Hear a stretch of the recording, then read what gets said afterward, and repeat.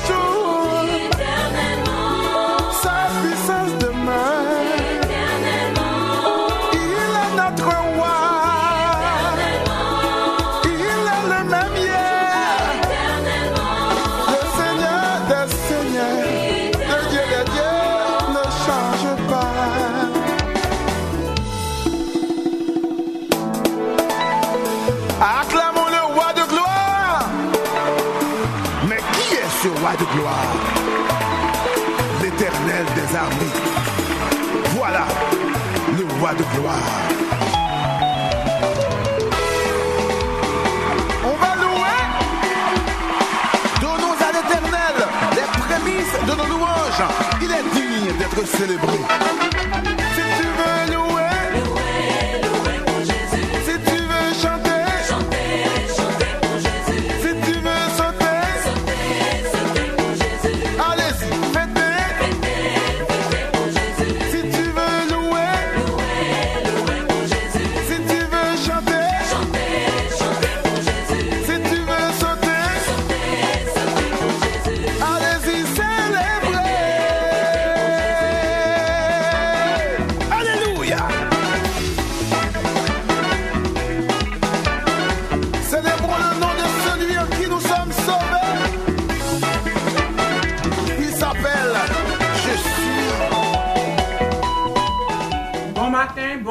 Bon matin, aimables auditeurs et auditrices. Bon matin, aimables auditeurs et auditrices de l'émission. Bon matin, aimables auditeurs et auditrices de l'émission Rencontre matinale avec notre rubrique Vendredi de la famille.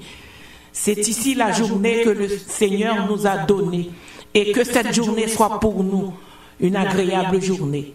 Une journée de paix, d'amour et de sagesse. Bon matin, réveillez-vous, aimables auditeurs et auditrices. Nous sommes belles et bien dans l'air avec Vendredi de la famille. Alléluia. Alléluia. Alléluia. Tu es l'agneau. Tu es le roi. Tu es le Dieu. Tu es digne. Du levant du soleil jusqu'à son couchant, que le nom de l'Éternel soit célébré.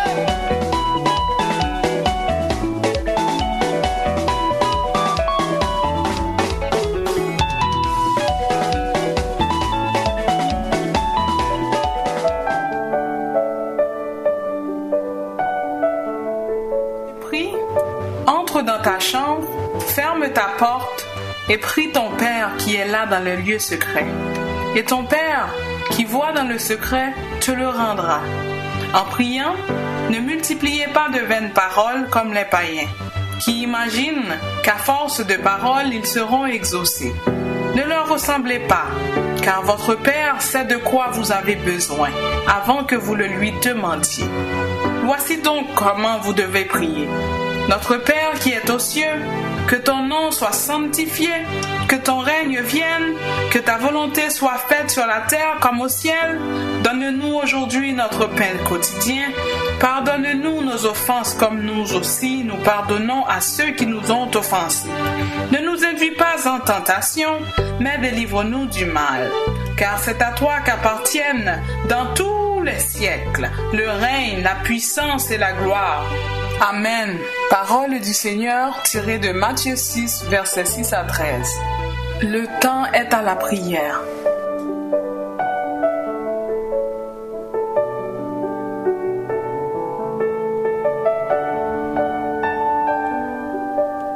Inclinons-nous devant le trône de notre Seigneur et Sauveur Jésus-Christ. Non pas à nous, Père éternel, non pas à nous, mais à ton nom, donne gloire, à cause de ta bonté, à cause de ta fidélité. Céleste Père, en Jésus-Christ, nous nous prosternons devant ta face bénie ce matin pour t'adorer, parce que tu es le grand Dieu, le Dieu créateur de l'univers, le Dieu fidèle, le Dieu juste et saint, le Dieu qui dit et la chose arrive, le Dieu qui contrôle tout, le maître de l'existence. Nous t'adorons parce que tu es le Dieu unique. Toi seul mérites toute l'adoration. Et il n'y a personne qui soit comme toi. Aussi, Seigneur, nous nous approchons devant toi parce qu'il est bon de te louer. Il est beau de te célébrer. Il est beau de te magnifier. Tu mérites toute notre adoration et toute la gloire. Les louanges de nos lèvres vont à toi ce matin, car tu as fait pour nous de grandes choses. Oui, Seigneur, tu es miséricordieux. Tu nous protèges, tu nous es fidèle, Seigneur Dieu. Tu nous gardes, tu nous aimes. Pourquoi ne pas te louer ce matin pour les riches bénédictions dont nous sommes l'objet de ta part? Si nous pouvons respirer l'air frais du matin, c'est grâce à toi. Si nous pouvons bouger nos membres éternels, c'est grâce à toi. Si nous avons pu traverser la nuit en bien et nous réveiller, Seigneur Dieu, avec toutes nos capacités physiques et mentales, c'est grâce à toi. Comment ne pas te louer? Comment ne pas te remercier? Car tu nous as protégés contre les assauts de l'ennemi. L'ennemi a tout fait pour nous renverser. Mais à main forte et à bras étendus, tu nous as sauvés. Tu nous gardes, tu nous protèges, Éternel. Nous te disons merci. Nous voulons te louer, nous voulons te remercier de ce que tu as fait de nous, tes enfants, alors qu'on n'avait aucun droit de cité en Israël. Nous étions des gens sans parents, pauvres, oubliés.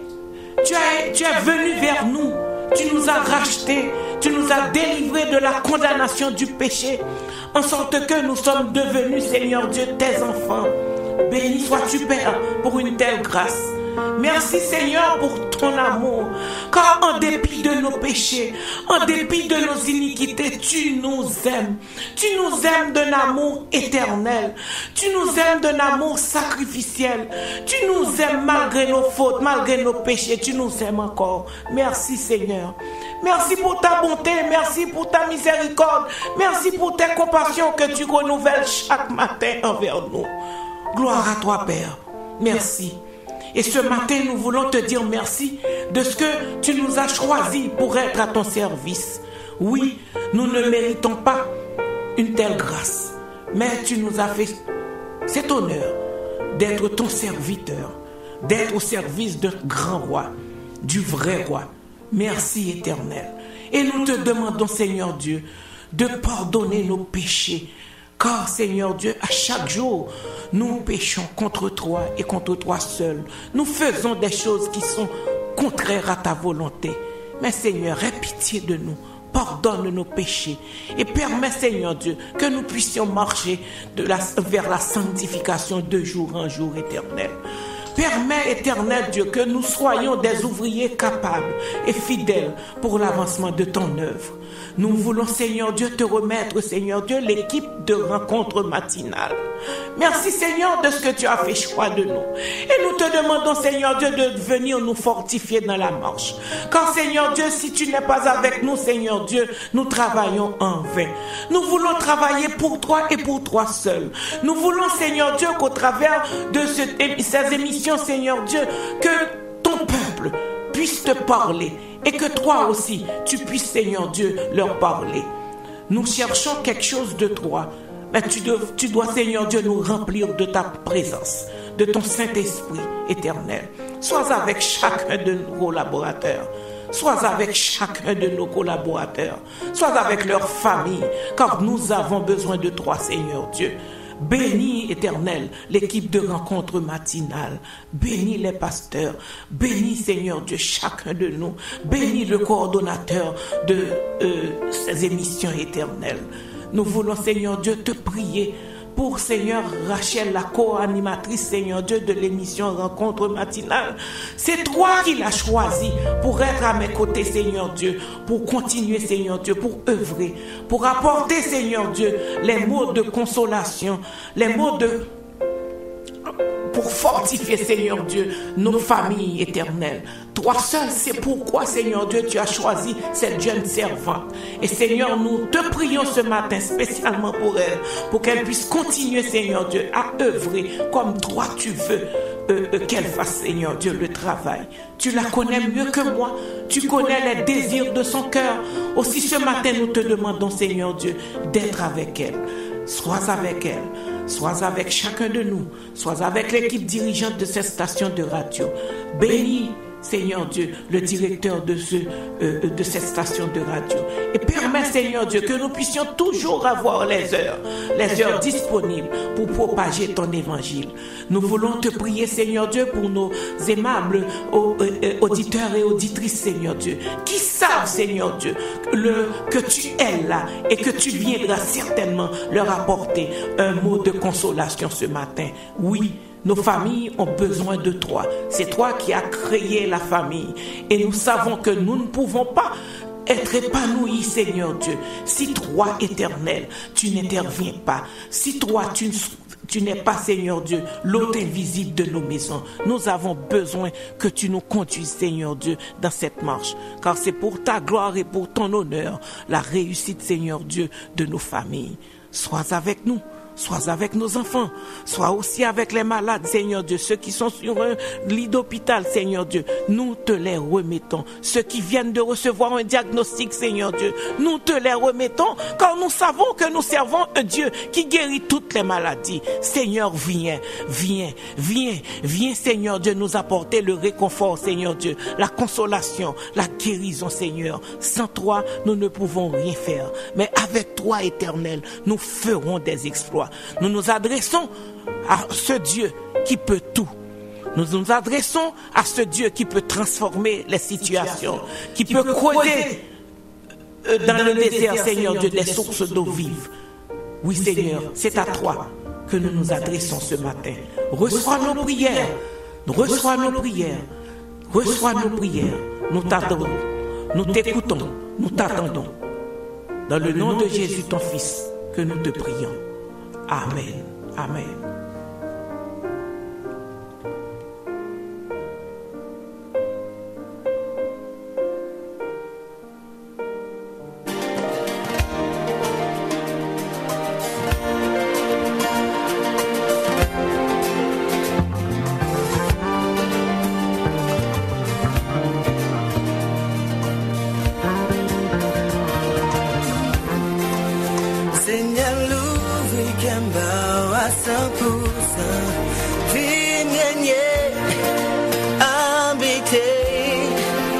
Moi c'est pas un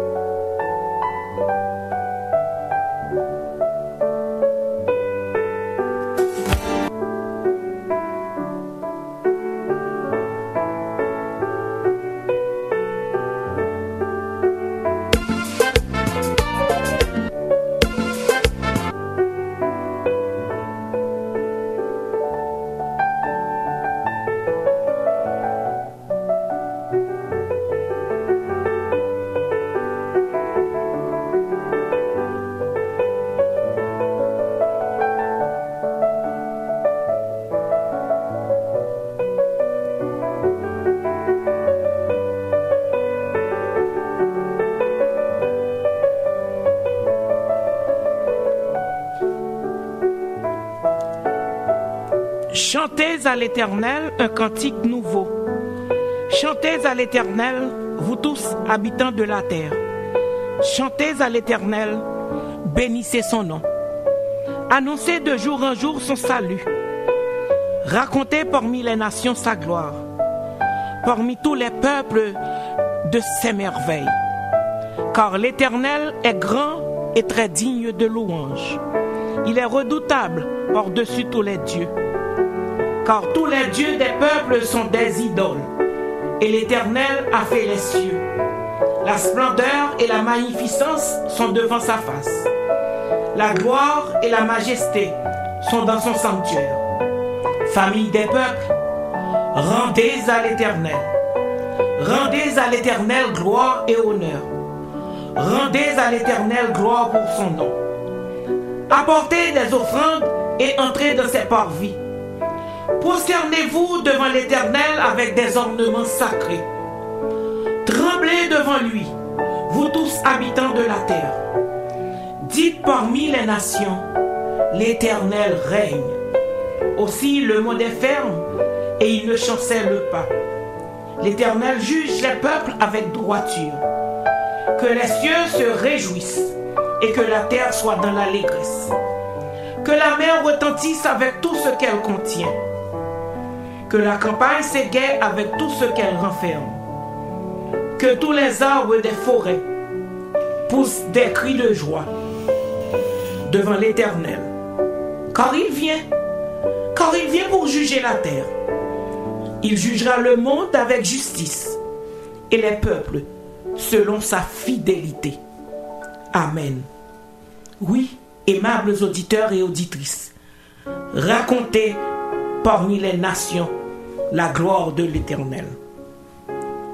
C'est à nous qui avons reçu le salut de Dieu et qui avons fait l'expérience de ses œuvres merveilleuses que revient la tâche d'annoncer aux autres qu'il est en mesure de délivrer et de sauver. Oui, racontez parmi les nations sa gloire. Je vous invite ce matin à raconter parmi les nations la gloire de l'Éternel. Partagez vos expériences avec les autres. C'est la mission de Jésus-Christ, la grande mission que le Seigneur vous a confiée. Racontez parmi les nations la gloire de l'Éternel. Amen.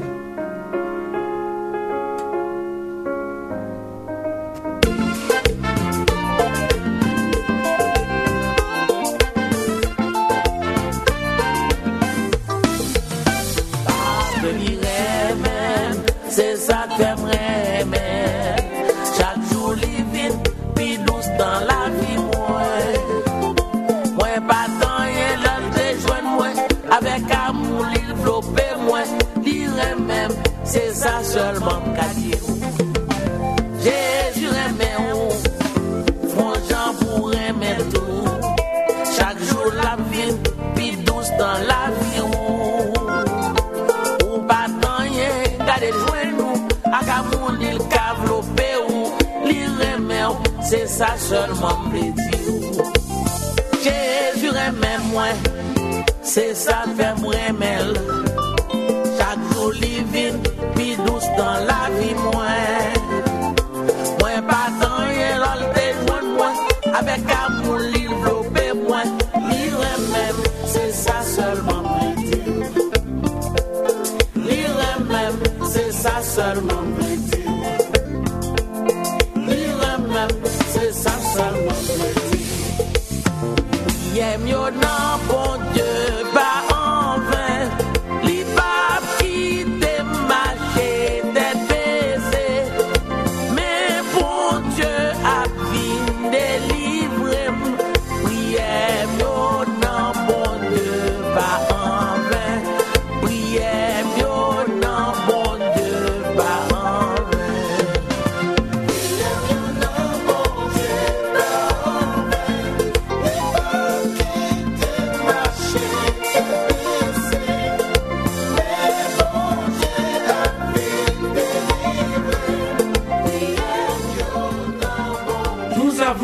Pensée spéciale pour la famille de notre sœur Yolande François.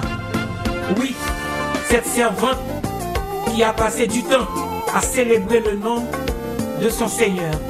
Elle est partie pour l'éternité car le Seigneur, son maître, l'a rappelé. Elle a travaillé, elle nous a laissé des chansons, des chants pour nous rapprocher auprès de notre Seigneur. Aussi, nous présentons nos sincères condoléances à la famille éprouvée par le départ de notre sœur Marie-Yolande François. Que son âme repose en paix, car nous savons qu'elle est auprès de son Seigneur. Merci à la famille pour l'héritage que notre sœur nous a laissé. Que Dieu la reçoive dans son palais et que nous puissions, nous qui sommes encore vivants, que nous restons fidèles, attachés à notre Seigneur et faire le travail de notre Seigneur. Je vous dirai sur cette note que la vie est courte. Nous ne savons pas quand est-ce que notre Seigneur nous rappellera. Mais faites la volonté de notre Seigneur. Soldat Jésus, moi c'est soldat Jésus, moi c'est soldat Jésus, même si moi pas. Oui, c'est notre servante Marie-Hélène François. C'est elle qui a composé ce chant et qui chante pour nous là. Sœur Yolande François. Oui, elle est partie. Donc, en son honneur, nous passons cette chanson. C'est produit.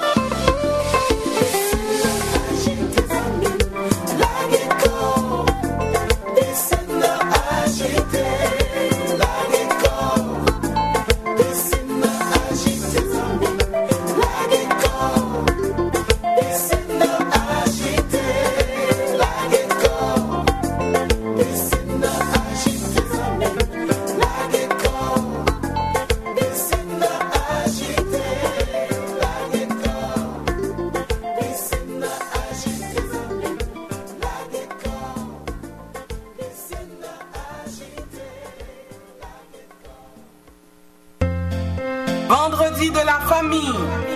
Vous écoutez Vendredi de la famille, une émission remplie de bénédictions pour toutes les familles, que ce soit famille monoparentale, famille biparentale, famille interculturelle, famille recomposée. La famille est l'institution de Dieu lui-même.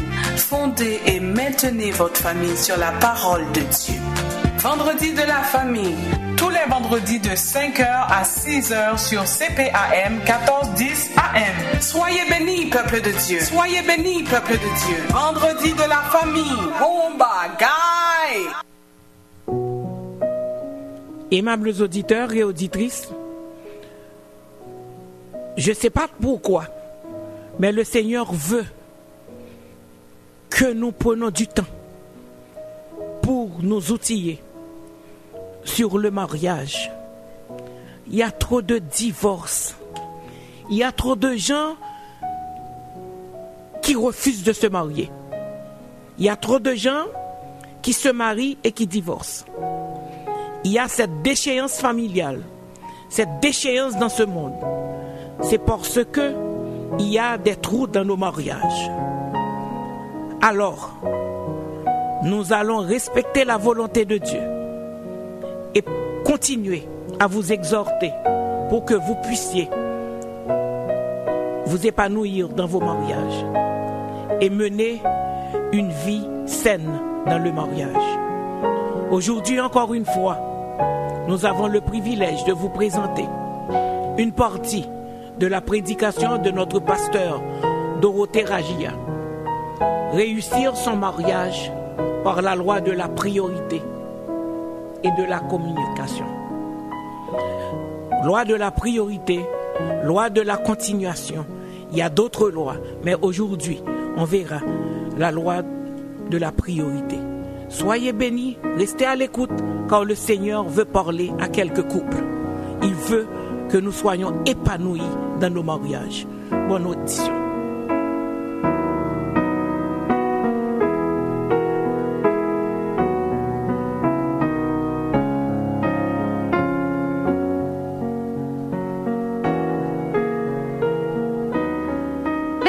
Sur la plus grande partie de notre vie mariée. Pour la plupart des gens 30 ans, 40 ans, 50 ans de vie de couple. Et la chose extraordinaire, c'est que nous entrons dans le mariage sans aucune préparation, sans aucune formation, éventuellement en ayant vu, appris les comportements dysfonctionnels de nos parents que nous reproduisons, et personne, ni l'école, ni un diplôme, ni le gouvernement, il n'y a pas de formation pour la famille et le mariage. Mais c'est dramatique. Ça, c'est un des défis les plus grands de la vie. Et c'est pourquoi si vous avez un problème dans votre mariage, s'il y a des difficultés, si c'est plus comme c'était auparavant, ce n'est pas une surprise, ce n'est pas quelque chose d'extraordinaire, mais ça peut changer. Alléluia. Avec la parole de Dieu, ça peut changer.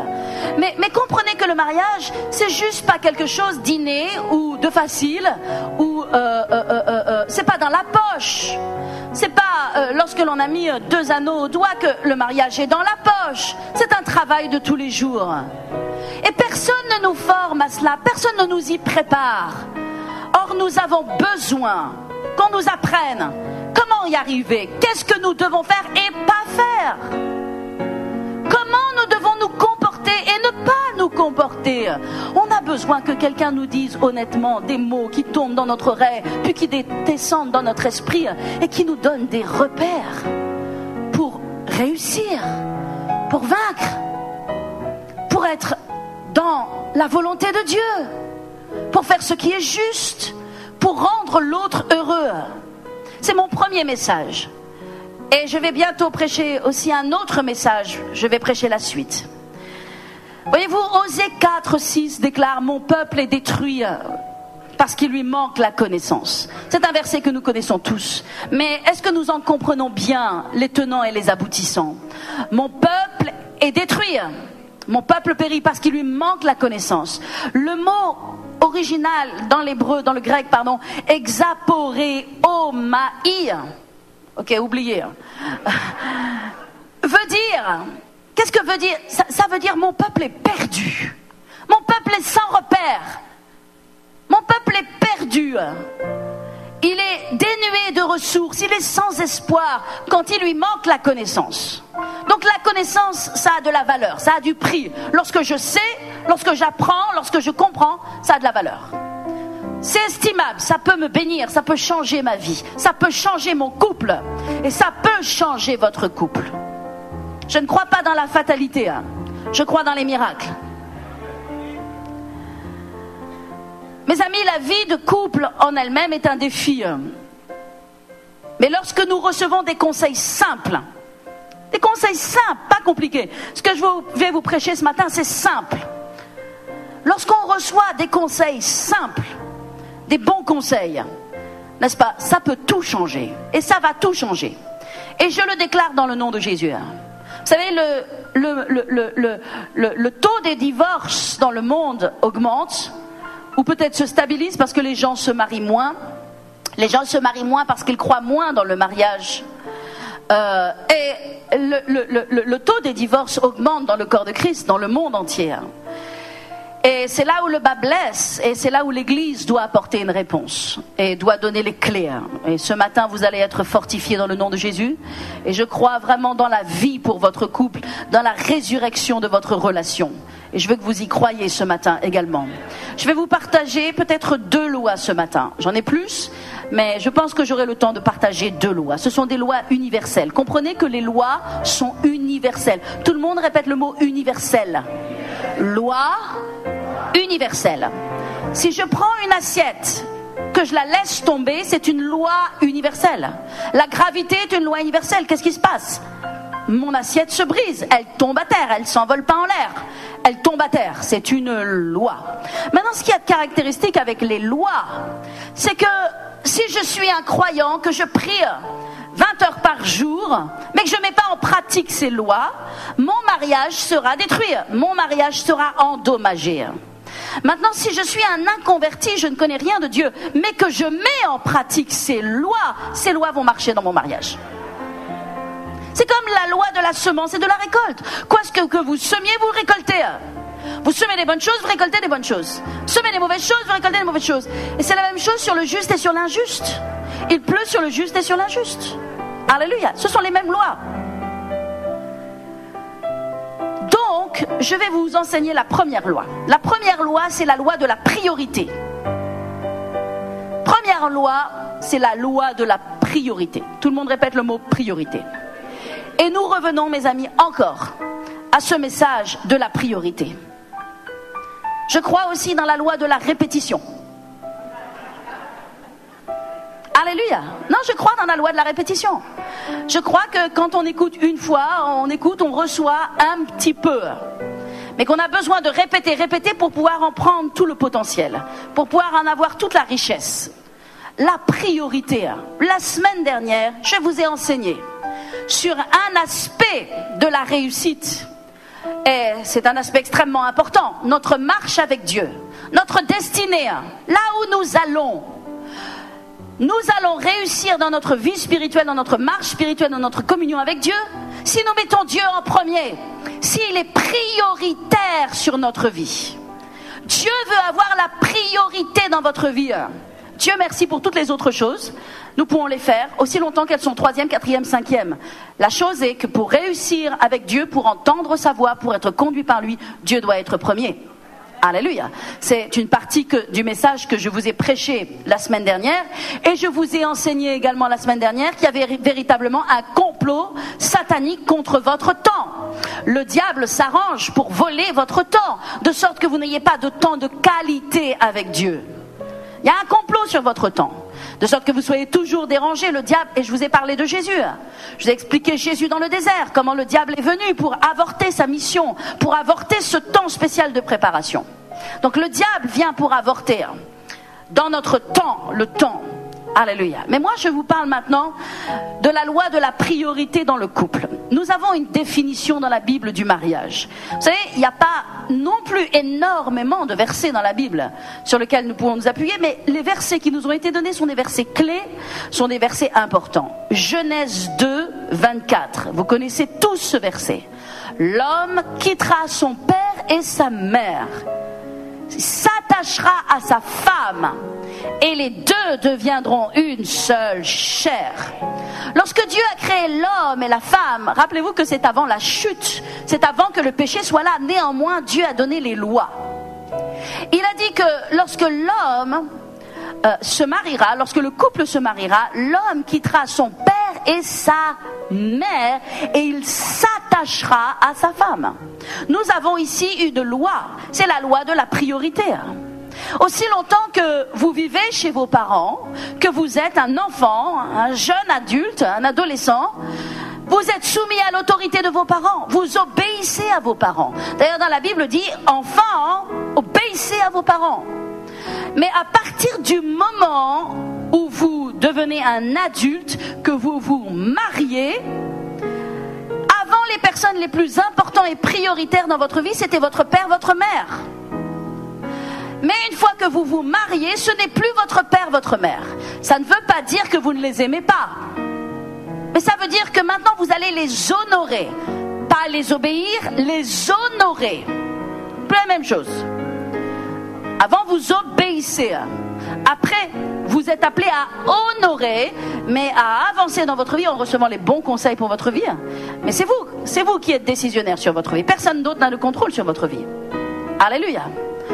Donc, l'homme quittera son père et sa mère et il s'attachera à sa femme. Maintenant, dans le cadre du mariage, il n'y a pas une autre personne plus importante dans votre vie que votre conjoint. Amen. Il n'y a pas une autre personne plus importante dans votre vie que votre conjoint. Toutes les autres personnes, aussi merveilleuses soient-elles, entrent en deuxième position, troisième position, quatrième position, mais la priorité dans votre couple, c'est votre conjoint. C'est très important ce que je vous dis. Tout le reste doit venir en deuxième, troisième, quatrième position, la famille, les amis et toutes les autres choses, les activités. La priorité maintenant, et c'est la loi de la priorité, c'est votre conjoint. La seule chose qui vient avant votre conjoint, avant votre mariage, c'est Dieu. Donc comprenez l'ordre de Dieu. Premièrement, c'est Dieu dans ma vie. Deuxièmement, c'est mon conjoint.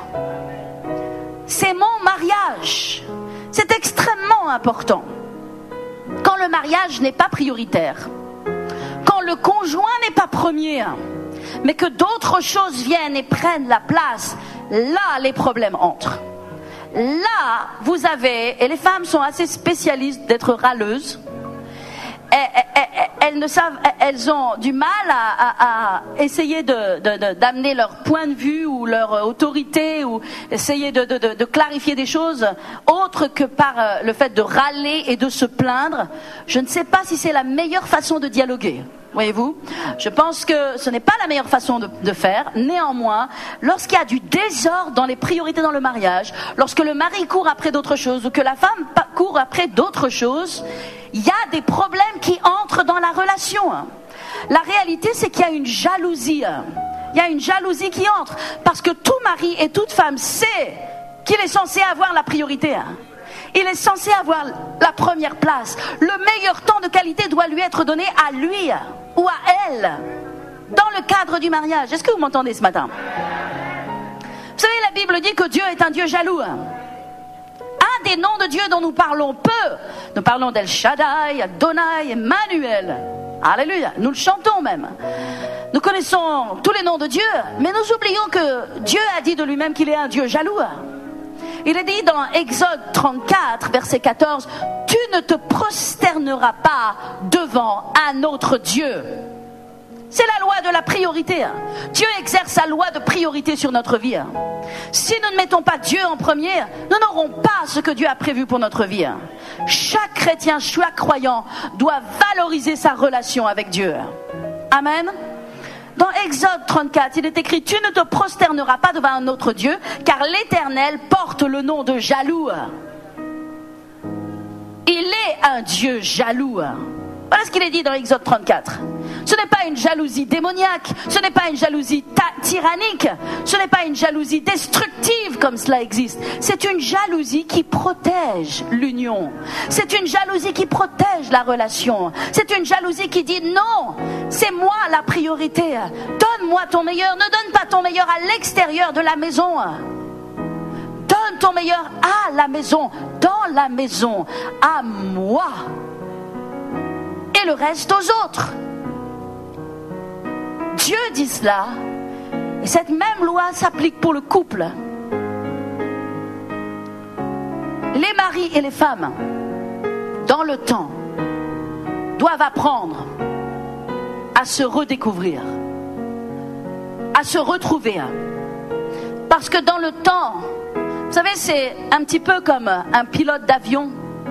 Lorsqu'il ne suit pas des lois et des règles, lorsqu'il avance comme cela, lorsqu'il ne pilote pas aux instruments, il pense que simplement en tenant bien le gouvernail, il pense qu'il va dans la bonne direction. Et vous savez, dans nos vies, parfois on pense simplement que tout se fait jour après jour et qu'on va dans la bonne direction. Mais la réalité, c'est parce qu'on n'applique pas des lois et qu'on on fait pas attention. Du jour après jour, on s'écarte. Et parfois le couple, la relation se perd. Ce n'est pas le plan de Dieu. Ce n'est pas ce que Dieu veut. Alors comment est-ce qu'on fait? Comment est-ce qu'on fait lorsque des années sont passées et que finalement on n'arrive plus à parler ensemble, on n'arrive plus à dialoguer, on n'arrive plus à se comprendre, ce n'est plus le même émoi, les choses ont changé. Eh bien justement, on doit revenir à ce message simple que je vous enseigne. De revenir et de se dire, mon cœur est à droite, mon cœur est à gauche, parce que la réalité c'est que notre cœur, notre mariage, nous le considérons comme acquis. Au bout d'un certain temps, c'est acquis. La séduction, c'est acquis. Le physique, c'est acquis. La relation, c'est acquis. Le dialogue, c'est acquis. Et donc nous partons, parce que nous sommes conquérants de nature. Nous avons une nature qui va de l'avant, qui va chercher de nouveaux contrats, chercher des nouveaux marchés, qui va pour conquérir, pour vaincre. Et nous oublions que la chose et la personne la plus importante de notre vie après Dieu, c'est la personne avec laquelle on vit. La réalité, c'est que sur le lit de mort, nous voyons sur le lit de mort, lorsque quelqu'un est sur un lit de mort, nous voyons les choses prioritaires. Quelles sont vraiment les choses prioritaires dans votre vie? Vous savez, parfois, on est perdu et on part dans des mauvaises priorités. Quelqu'un qui est sur son lit de mort ne cherche pas à signer un autre contrat. Quelqu'un qui est sur son lit de mort ne cherche pas à atteindre une autre entreprise ou avoir de nouvelles affaires. Il ne cherche pas à regarder une autre émission de télévision ou il ne cherche pas à avoir une nouvelle parure de bijoux. Mais quelqu'un sur son lit de mort, il demande deux choses. Premièrement, il se tourne vers Dieu et deuxièmement, il veut être entouré de sa famille. Parce que la réalité, c'est que les deux seules choses vraiment qui comptent, c'est Dieu et votre famille. Dieu est votre famille. Ce n'est pas votre carrière, ce n'est pas votre réussite, ce n'est pas votre maison, c'est Dieu et votre famille. Est-ce que vous m'entendez ce matin? Donc, écoutez, maintenant il faut changer de cap. Maintenant il faut changer les choses. Maintenant il faut faire des ajustements l'un l'autre pour arrêter d'investir dans des choses qui rouillent et qui teignent, mais d'investir dans des choses importantes et qui sont éternelles, c'est-à-dire notre mariage. Ça nous demande de l'humilité, ça nous demande de nous abaisser, ça nous demande de demander pardon, ça nous demande de changer, ça nous demande de revoir nos priorités. Mais mes amis, pour quel investissement? Pour quel bénéfice?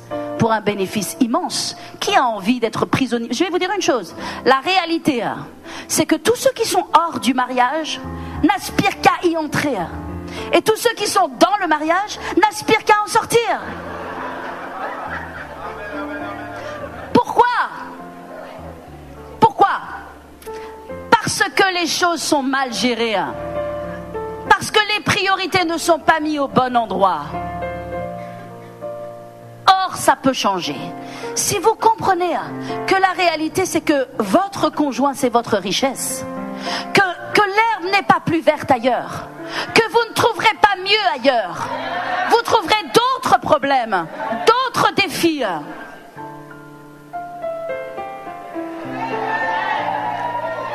La réalité, c'est que Dieu veut que tu gagnes dans ton couple. Dieu veut que tu gagnes dans ta Jérusalem. Dieu veut que tu gagnes chez toi. Alléluia. Alléluia. Mes amis, trois actes prouvent la priorité donnée dans le mariage. 3 actes vont prouver si vous donnez vraiment la priorité dans votre mariage ou si vos priorités sont à l'extérieur. Premièrement, le sacrifice. Excusez-moi de commencer par ce terme-là, il est un peu dur, il fait peur, il donne envie de fuir, mais la réalité c'est que il n'y a pas d'amour sans sacrifice. Parce que j'aime, j'ai plaisir à me sacrifier. L'amour se voit par le sacrifice. Car Dieu a tant aimé le monde qu'il a sacrifié son Fils unique afin que j'aie la vie éternelle. Dieu ne peut pas me dire bisous, bisous, je t'aime, simplement, et me laisser aller droit en enfer. Non. Sinon Dieu est un Dieu menteur, c'est un hypocrite.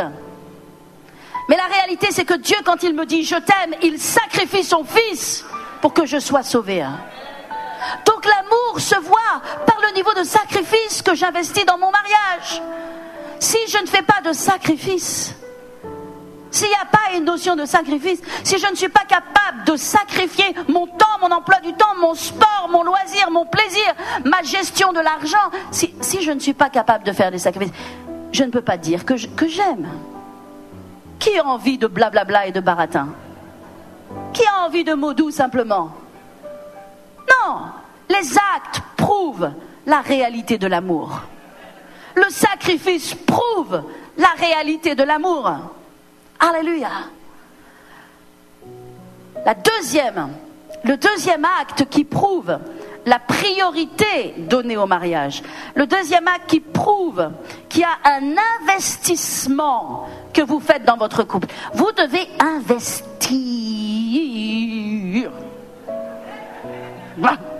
Vous devez investir dans votre couple. C'est un investissement durable. Ça va porter, il y a plus de profit qu'à la banque. Aujourd'hui, les taux d'intérêt sont bas. Vous profitez rien quand vous mettez de l'argent dans la banque. Mais dans le couple, quand vous investissez, il va y avoir retour sur investissement. Il va y avoir retour sur investissement. Qui a envie d'être emmuré dans une prison? Parce que le mariage peut devenir une prison. Le mariage peut devenir une prison, je vous le dis. Il y a beaucoup de couples chrétiens qui restent ensemble parce qu'ils restent ensemble. Parce que, en tant que chrétien, on ne divorce pas. Mais la réalité, ils ne seraient pas chrétiens, ils ne seraient plus ensemble. Qui veut vivre dans ce genre de couple? Ça n'a aucun intérêt. Nous avons tout intérêt à y travailler. Nous avons tout intérêt à changer. Nous avons tout intérêt à investir.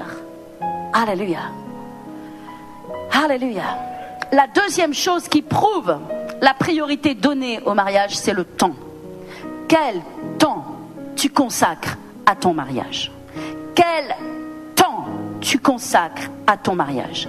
Nous consacrons du temps, évidemment, pour notre travail.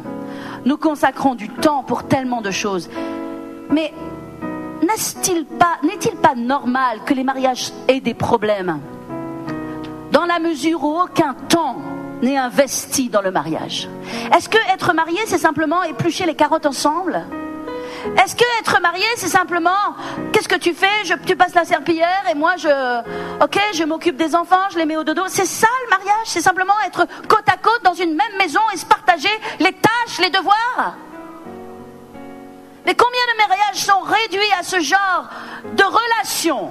Ce n'est pas ça, passer du temps dans votre mariage. Passer du temps dans votre mariage, c'est prendre votre mari, votre femme et sortir ensemble de la maison pour vous regarder dans les yeux et vous prendre dans la main.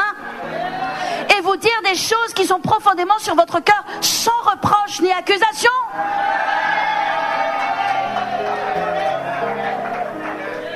C'est ça, passer du temps. C'est faire des choses ensemble, sans personne d'autre. Et Dieu merci pour les enfants. Nous les aimons, mais sans personne d'autre. C'est ça. Ensemble, se faire plaisir ensemble.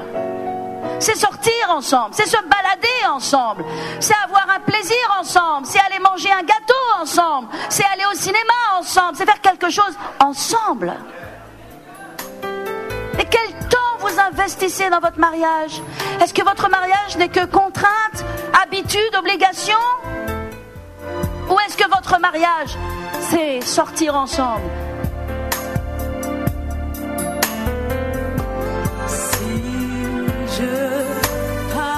Oui, aimables auditeurs et auditrices, malheureusement, on doit arrêter la prédication. Et certainement, on reviendra la semaine prochaine avec le reste.